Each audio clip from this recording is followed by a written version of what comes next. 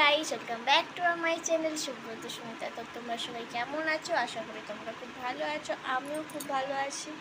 তো সকাল সকাল ব্লগটা স্টার্ট করলাম, আর আজকে সারাদিন কী করছি না করছি তোমাদের সাথে শেয়ার করবো। চলো ভিডিওটা দেখতে থাকো। ধরো ঘুম থেকে ওঠে নে, আর আমি এখন শরবত খাচ্ছি।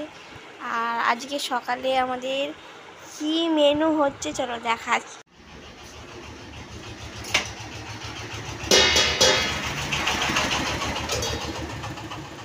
আজকে আমাদের সকালের মেনু হচ্ছে গরমা গরম আলুর দম হচ্ছে। তো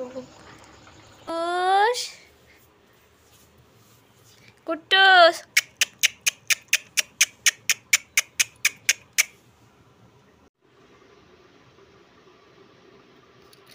এক চার মেরে দেবো, তাহলে পালানো ঠান্ডা।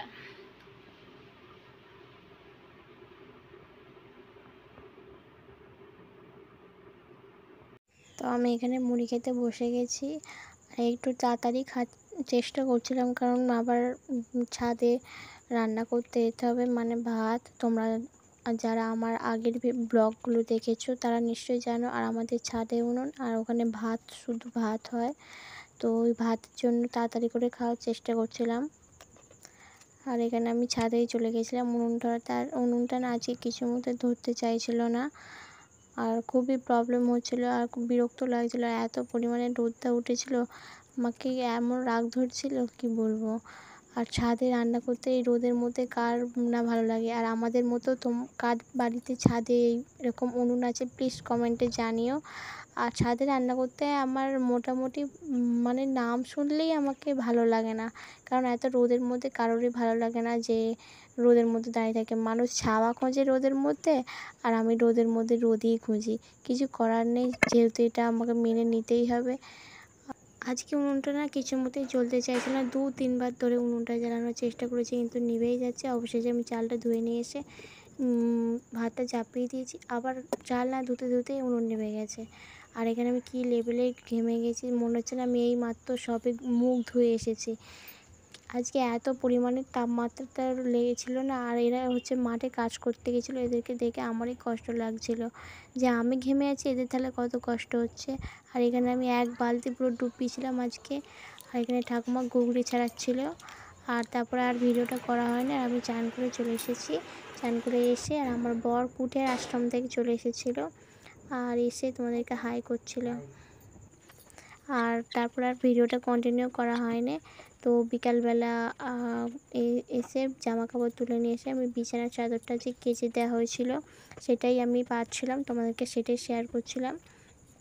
তো তোমরা ভিডিওটা কন্টিনিউ দেখতে থাকো। আর হ্যাঁ, ভিডিওটা ভালো লাগলে লাইক, কমেন্ট অ্যান্ড সাবস্ক্রাইব করতে ভুলবেন না। আর এখানে আমি বিছানা গুছাতে ঘুমিয়ে গেছিলাম। তারপর ফ্রিজ থেকে বের করে একটা তরমুজ ছিল, তরমুজটা বের করলাম। অনেকদিন ধরে তরমুজটা ছিল, তরমুজটা বের করছিলাম, সেটাই তোমাদেরকে দেখাচ্ছিলাম। তরমুজটা এখন খাবো বিকেলবেলা। চলো ততক্ষণ দেখতে থাকো। আর এখানে আমি তরমুজটা পিছু মধ্যে বার করতে পারছিলাম না, তারপর অবশেষে বের করে তরমুজটা কাটতে লাগলাম। আর বের করে আর আমি তরমুজটা কাটছিলাম, ওখানে আমাদের কুট্টুস এদিক ওদিক করছিলো, সেটাই ওর দিকে আমি তাকে তাকে দেখছিলাম। মানে ওই তরমুজটা দেখে খাবে বলে এদিক ওদিক খালি করছিলো, সেটাই ওকে আমি ওর দিকে দেখে দেখে আমি তরমুজটা কাটছিলাম।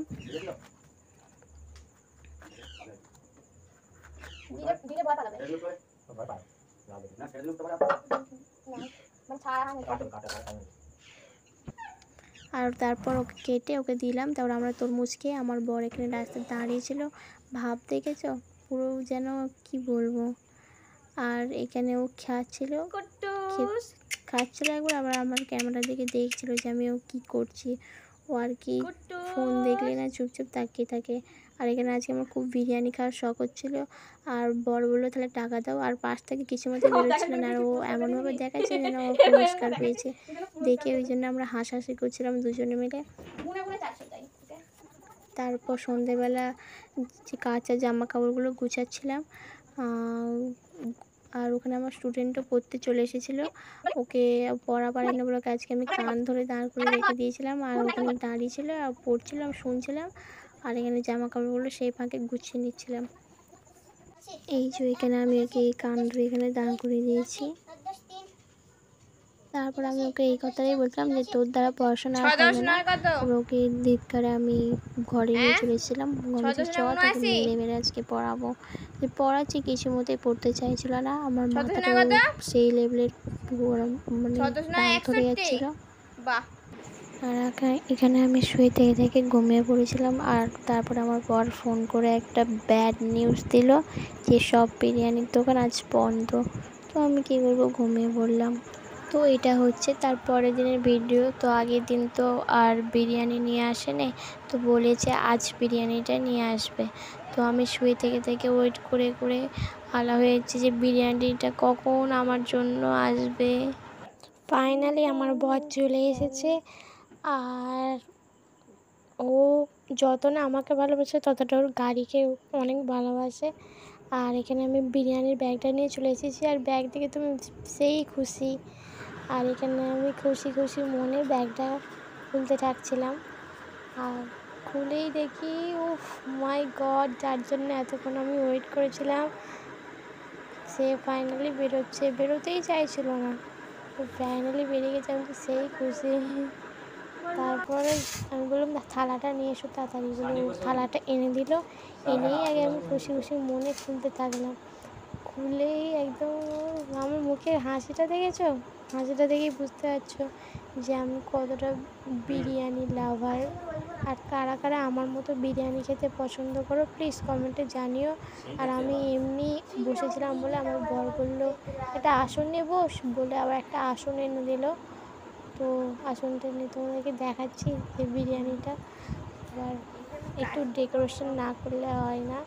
ডেকোরেশন বলতে একটু স্টাইলভাবে দিলে, ভদ্রভাবে দিলে খেতে জিনিসটা ভালো লাগে। তারপর আমি এইভাবে একটু করছিলাম।